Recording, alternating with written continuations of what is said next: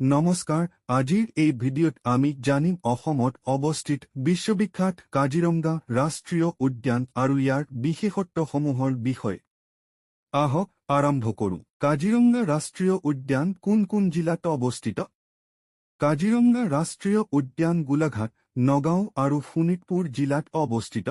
কাজিৰঙা কোনটো জন্তুৰ বাবে বিখ্যাত? কাজিৰঙা একশৃংগ গড়ৰ বাবে বিখ্যাত। কাজিৰঙা ৰাষ্ট্ৰীয় উদ্যানৰ মুঠ মাটি কিমান? কাজিৰঙা ৰাষ্ট্ৰীয় উদ্যানৰ মুঠ মাটি 430 বৰ্গ কিলোমিটাৰ।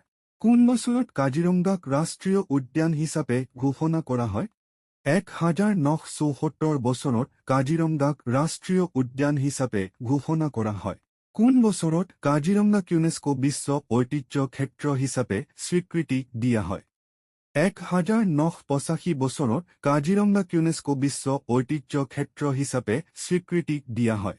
কোন বছৰত কাজিৰঙাক টাইগাৰ ৰিজাৰ্ভ ঘোষণা কৰা হয়? 2007 চনত কাজিৰঙাক টাইগাৰ ৰিজাৰ্ভ ঘোষণা কৰা হয়।